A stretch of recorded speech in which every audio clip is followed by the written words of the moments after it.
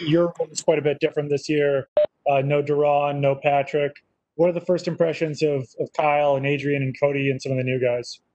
Oh, those guys have been, putting in a lot of effort, all the way back in the spring, of just trying to know the defense, getting to know each other. And I think even though not the usual spring, we had a good time just in our DB meetings.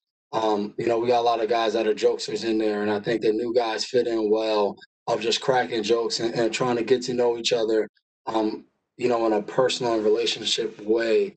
I think because that was so special about our group in the years past. We've all had great relationships, so I feel like this group is starting to bond. Obviously it takes time, but being out there on the field and communicating, and we've had, everybody play together so far. So we're just continuing to work on that communication. We have a lot of guys outside that corner returning, so it makes it easier, with the veteran leadership from those guys into the safety position group. But, I think just making sure we keep doing it and putting in the time. Where last year, sometimes some of that stuff just happened naturally because of the years of experience, but now we're just actually putting in that work or working together and getting it done at a high level. Next up, Phil Perry, followed by Andrew Callahan. Hey, Devin, how's it going? It's going well. Phil, how are you doing? Doing great. Thanks for asking. Are you driving? I'm not driving. I'm parked, very safe, but I appreciate you asking. Thank you. Okay. You're looking out for me. My question for you is just how has it been playing football during a pandemic? Obviously, you guys have a lot to do before you can even get on the field. But how have those things interrupted maybe your daily routine? And you mentioned, obviously, you guys missed the spring. With all that time missed, do you feel like these last 2 days, especially with the pads on, you guys have had to try to ramp up the intensity maybe quicker than you normally would? Just to answer the second part first, no, I just think anytime you got a football team and whatever you're doing, meetings, practice with no pad, like when you put on pads, it brings a certain level of intensity, excitement. That's what guys are used to. I think no matter what, every year I've been in training camp, the first couple days of pads are intense. Guys yelling and screaming. We did a goal line period today. Like that's a part of putting on pads, and I think everyone trying to prove that they're ready to play. That's actual football. Bill says it every year. When we put pads on, that's when real football starts. So, and I think with everything going on, I think for us, we've developed routines. I still remember my rookie year coming in as a rookie. Kevin Faulk told me being a professional athlete is about routine. And once you got your routine, you just go do it. And I think this year, that's what guys have done.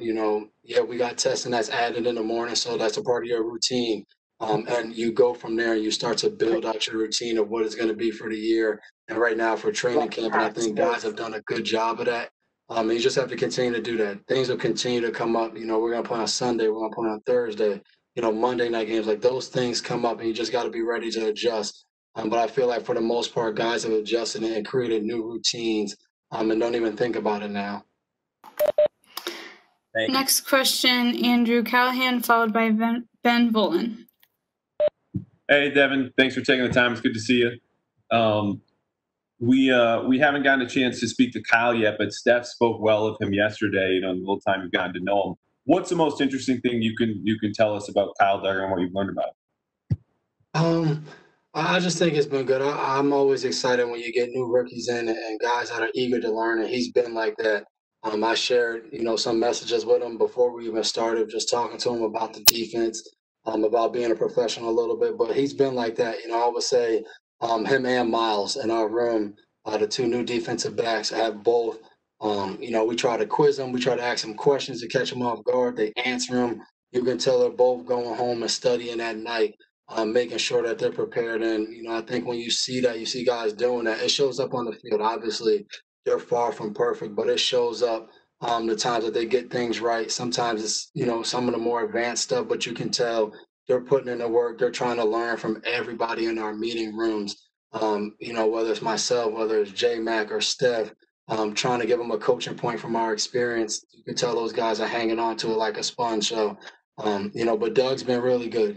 I think anytime you could get in there with a guy and just play together and talk to him and learn how we play and play off each other, has been really good. And he's got a chance to play with all of our safety so far. So we just got to keep building that. I think second day of pads. We're not in here doing a bunch of scheme stuff, like more that'll come day by day. And I think as a veteran on the team, is just trying to make sure he can stay ahead and continue to improve in training camp. Yeah, real quick, what'd you see in his interception today? He just did a good job in the middle. I haven't watched the film yet, but anytime you can make an interception, practice, game, it's a good play. So, we'll watch and find the finer points of it. But, I think he does a good job just being around the football, whether he's down, whether he's in the back end. He's done a good job of that so far. Next question, Ben Volin, followed by Max Cerullo.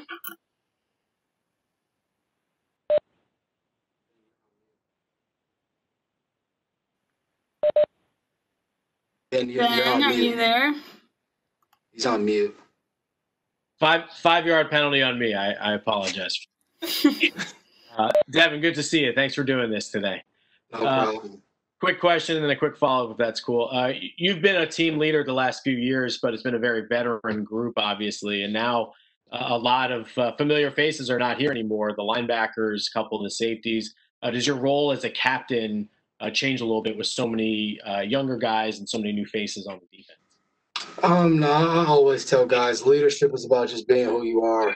The minute you try to do too much and not do enough, or just try to edit who you are as a person, I think it doesn't become authentic, and guys can see through that. So no matter what, every year I've always been a guy that's been vocal, who tries to use his experience. And I think the biggest thing that I learned from my brother actually when he was in Tennessee, one of the veterans told him is when you learn stuff from veterans in front of you, you pass it down. So even if you put High in here and you put Chung and all the different guys that aren't here right now, I still would be doing the same thing. So am I talking more? Maybe, but I haven't really paid attention to it.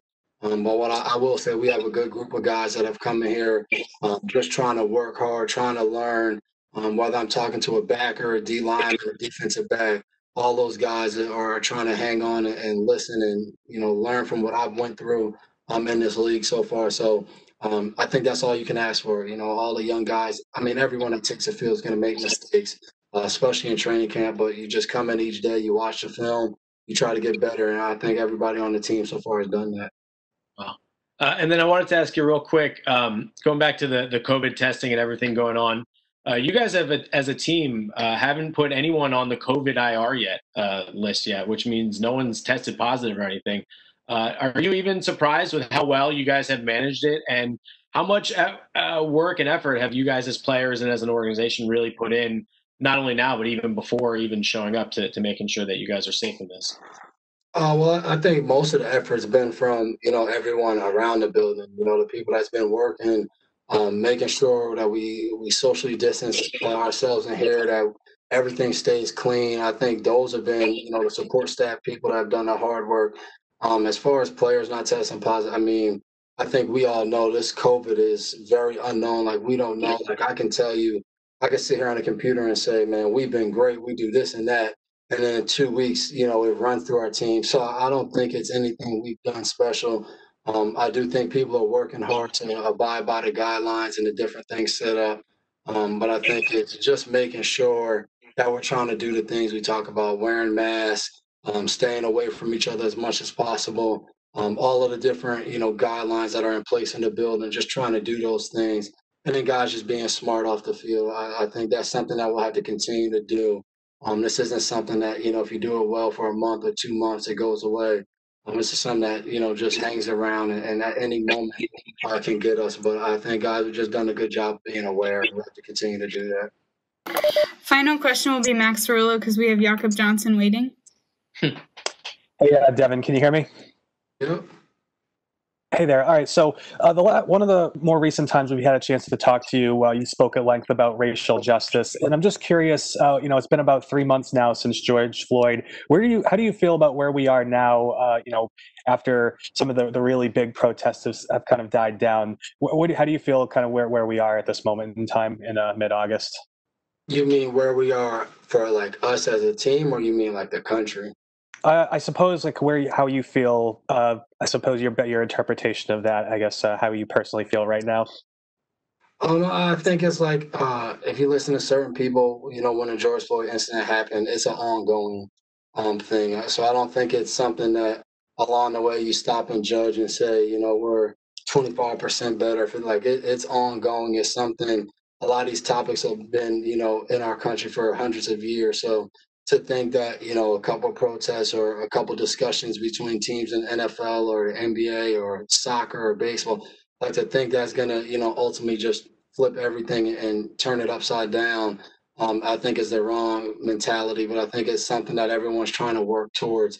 You know, you see even, you know, people in the media write more articles on it. You see teams doing more, and that's just in the sports world. So obviously, you know, there's a lot going on in politics, and that's always going to be something. But I think, you know, I always talk to Matt Slater about this. It's about just a oneness. It's an understanding of we're all humans, and let's make it better for everyone. You know, no matter what you are, what you've been through, no judgment here. So that's always going to be a continuum. It's something we got to continue to try to improve each day, and we all got to play a part in it. So I'm excited for the season coming up. I think guys want to be involved. Guys want to try to create change, and you know, we saw with, you know, a bunch of us getting shirts from Willie McGinnis and the Kraft group doing the Be the Change thing that they did early August. So I think those things will continue to show up, and guys want to be active and involved. So I'm excited about that. Thanks so much, Devin. We'll have Jakob Johnson in one moment.